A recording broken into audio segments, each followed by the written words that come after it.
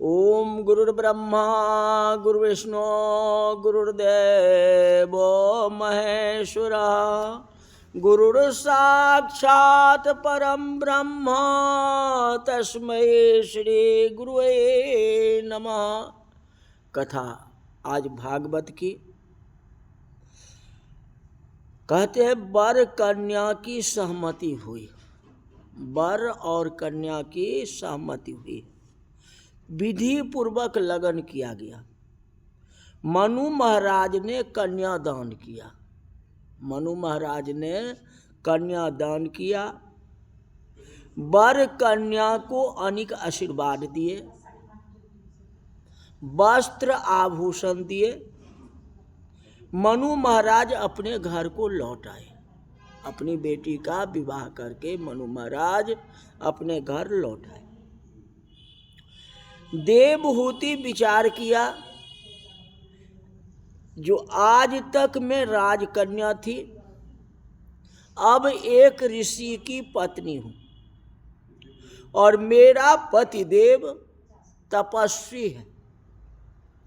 मुझे तपस्या करनी है। अगर पति सब तपस्या कर रहे हैं तो मेरे को भी तपस्या करनी चाहिए।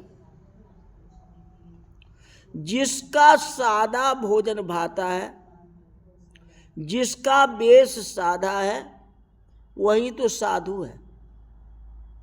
कपड़े में माया होती है, कपड़े में माया होती है। अब तो तपस्या करनी है। ऐसा विचार के देवहूति ने सुंदर आभूषण, वस्त्र इत्यादि को उतार करके रख दिया और सादा वेश धारण किया। लग्न करने के बाद कर्दम ऋषि ने संयम को और बढ़ा दिया। विवाह के बाद कर्दम ऋषि अपने संयम को और बढ़ा दिया। कहते मेरी पत्नी मेरी जैसे जितेंद्रिय है, जैसा मैं चाहता था वैसी पत्नी मिल गई। अब हमें तपस्या में कोई प्रकार की बाधाएं नहीं मिलेगी। मुझे जो परीक्षा करनी थी मैं परीक्षा कर लिया हूं। मेरा विश्वास है जो मेरे तपस्या को ये भंग नहीं कर सकती। देवहूति साथ बोलते नहीं है।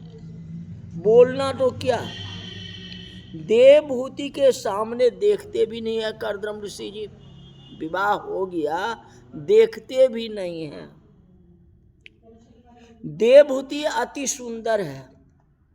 पति पत्नी में अतिशय प्रेम है। एक घर में है, दोनों मौन है। पति पत्नी के जीवन में बहुत सा समय बात करने के लिए जाता है। एक घर में रहते थे, शांत कुटिया थी। पति पत्नी में अतिशय प्रेम था। देवहूति अति सुंदर थी लेकिन बोलती नहीं थी। देवहूति ने विचार किया कि बोलने की कोई जरूरत नहीं। एक घर में रहने से बोलना ही पड़ता है। पतिव्रता स्त्री को खबर पड़ ही जाती है कि मेरी पति की क्या इच्छा है। तो जो हमारी पति की इच्छा है उसको हम पूर्ति कर दें, तो बोलने की जरूरत क्या है। पति को क्या भाता है, पति को क्या समझ में आती है। मन एक होना चाहिए, यही तो लगन है। लग्न के समय ब्राह्मण वेद मंत्र बोलते हैं। वेद मंत्रों का अर्थ भी यही निकलता है। वर कन्या कहते हैं जो मम व्रते ते हृदयामि दधामि, मतलब तेरा हृदय ही मेरा हृदय है। यही कहा जाता है ना, मेरा हृदय ही तेरा हृदय है। तन दो है लेकिन मन एक है। इसी का नाम तो लगन होता है। एक आत्मा दूसरी आत्माओं के साथ मिलना, यही बात कहते हैं ना। विवाह का तो यही मतलब होता है ना। देवहूति ने विचार किया, जो मेरे पतिदेव की इच्छा ही मेरी इच्छा है, उनकी बोलने की इच्छा नहीं तो मुझे भी बोलने की कोई जरूरत नहीं। बोलने से कोई लाभ नहीं होता। उनको प्यास लगी हो तो पतिव्रता स्त्री समझ जाती है ये पतिदेव को प्यास लगी है, मांगने से पहले ही जल अर्पण कर देती है। उनको बोलने की कोई जरूरत है ही नहीं, कोई परिश्रम भी नहीं होता। एक घर में बहुत दिन तक तपस्या की, ऐसी तपस्या कोई नहीं कर सकता। विवाह करके आवे और एक ही घर में इतना तपस्या और पति के अनुकूल रहे और पति के मन की बात को जान ले, उसी को देवहूति कहा गया। राजकन्या है, राजमहल में बड़ी हुई थी, अब एक ऋषि की पत्नी हुई, बहुत दुख सहन किया, शरीर दुर्बल हो गया। एक दिन कर्दम ऋषि की दृष्टि पड़ी, इतना नहीं तो दृष्टि नहीं पड़ी, लेकिन बहुत दिनों के बाद दृष्टि पड़ती है। कहते कैसा सुंदर शरीर था और तो तुम्हें खाली हड्डी ही दिखाई पड़ती है। बोलो तुम्हारी सेवा से मैं बहुत प्रसन्न हूँ, जितना तूने सेवा की है उस सेवा से मैं बहुत प्रसन्न हूँ। कहते तुष्टो अहमद्य तव मानवी मान दाया, शुश्रूषया परमया परया च भक्त्या, यो देहि नामयतीव सुहृदय स्वदेहो, न वैक्षित समुचितः क्षपितुं मदर्थे। सभी जीवों का अपना शरीर बहुत प्यारा लगता है, मेरी सेवा में तुमने शरीर को बहुत घिसा दिया, अति दुख सहन किया, मुझे सुख दिया, मैं तेरी सेवा से प्रसन्न हूं। तो मांग, तू जो मांगेगी वो हम देने के लिए तैयार हूँ। इतना दिन तो नहीं, लेकिन अब कहते हैं जो मांगोगी सो देने के लिए तैयार हूँ। देवहूति ने हाथ जोड़ करके कहा कि आप जैसे ज्ञानी भागवत भक्त पति मुझे मिला है, मैं भाग्यशाली हूँ, मुझे सब कुछ मिल गया। मैं रोज तुलसी जी का पूजा करती हूँ, बाल कृष्ण को तुलसी के पास रह करके प्रदक्षिणा करती हूँ, वर मांगती हूँ जब मेरे पति का आयु बढ़े, मैं आपकी आयु की कामना करता हूँ, मेरे पतिदेव आनंद से रहे, रोज ऐसा ही मांगती हूँ। लेकिन मेरी तो एक ही इच्छा है, जो आपकी सेवा करते करते हमारा शरीर गिर जाए, भगवान के धाम में पहले मैं जाऊंगी, आप मेरे पीछे आए, मेरा सौभाग्य अखंड रहे, और कोई कुछ नहीं चाहिए। अपनी सौभाग्य का आशीर्वाद मांगती, यही वरदान मांगती। कर्दम ऋषि प्रसन्न हुए, कहते तू महान पतिव्रता है, तेरा सौभाग्य अखंड रहेगा। आज मेरे मन में बहुत इच्छा है, और कुछ मांग लो, मुझे प्रसन्न करने के लिए मांग ले।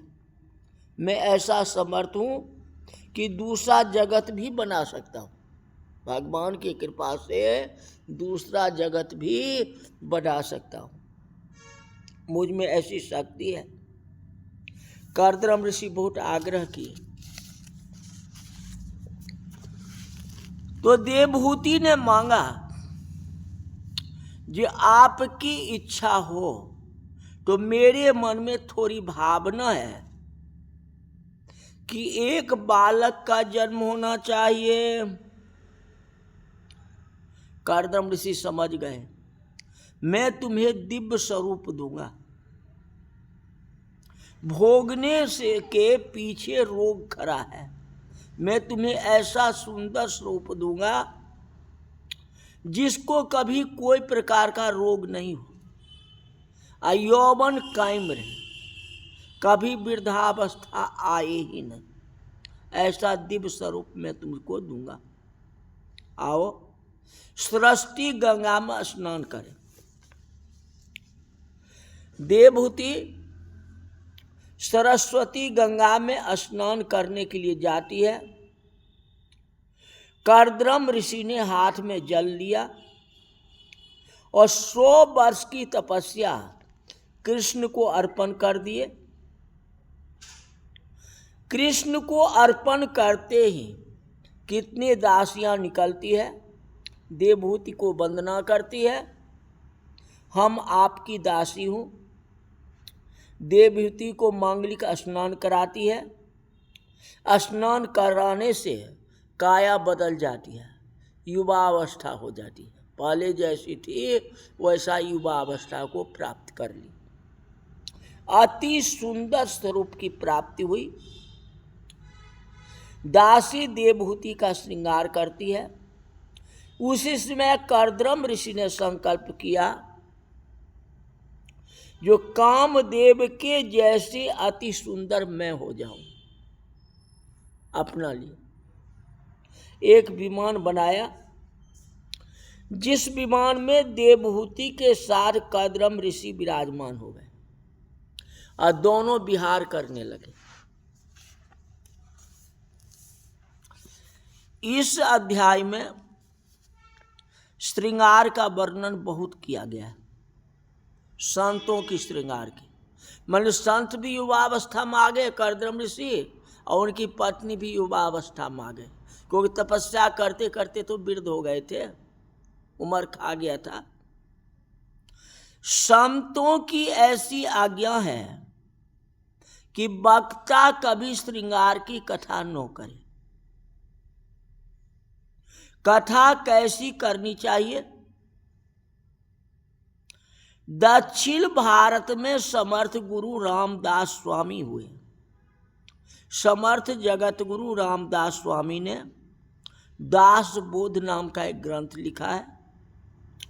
दास बोध ग्रंथ में एक अध्याय में दिया है जो कथा कैसे करनी चाहिए।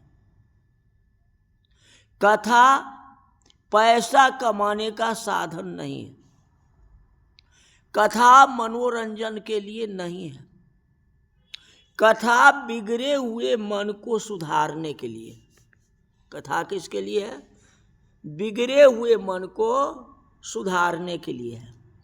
ग्रंथिचा सांगवा गृहार्थ नो बदावा लौकिकार्थ।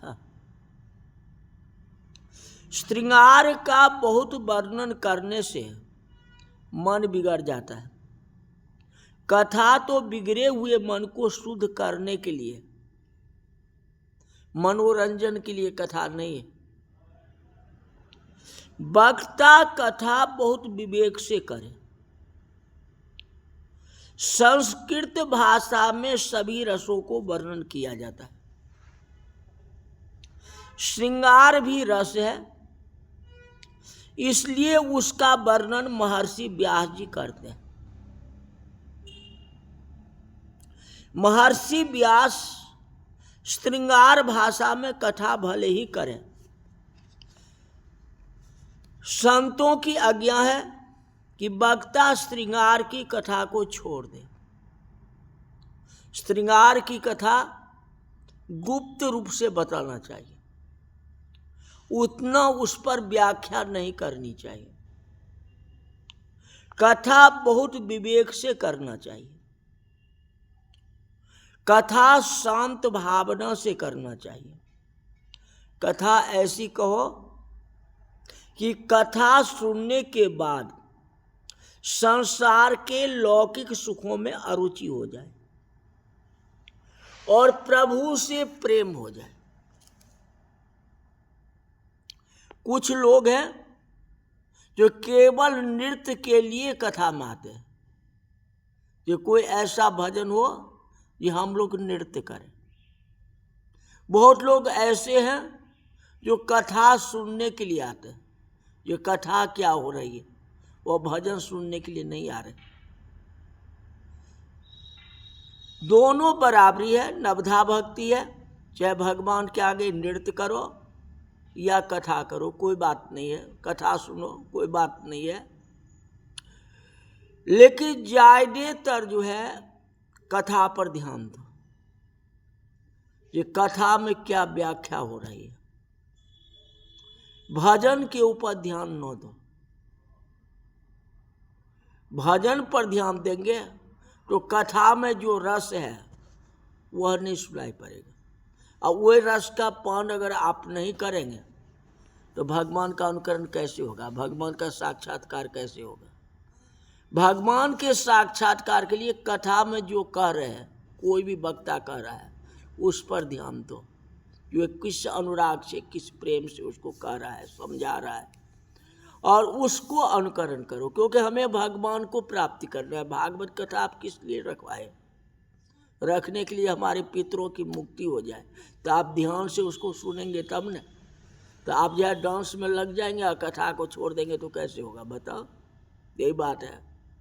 तो आनंदी के लिए तो आपने किया, पितृदोष के लिए किया ना, मान के चलो। भागवत तो ज्यादातर होता है ना। हाँ, तो वो शांति कैसे होगी जब कथा सुनोगे तब न। भजन सुनोगे तो कैसे होगा। नहीं, जरूरी है, भजन भी जरूरी है, ये बात नहीं है। इस साथ साथ में पहले कथा भी जरूरी है। ज़्यादा कथा सुनो, भजन कम करो। लेकिन आजकल जो है बस जगह जगह विषय चैप्टर पर जो है अनेकानेक भजन चलते हैं। चलो कोई बात नहीं, जाके रही भावना जैसी, किसी तरह भगवान को मना तो लो। चाहे भजन गा के करो या कथा सुन के करो, दोनों आनंद ही आनंद है। कोई ये बात नहीं करते हैं, विरोध नहीं करता हूँ जो चीज़ है। लेकिन कथा सुनो, कथा में जो महत्व है, जो रस है, वो फिर दूसरे में नहीं है, भजन में नहीं है, ये भी कहा गया। बोल वृंदावन बिहारी लाल की जय, हरि ओम।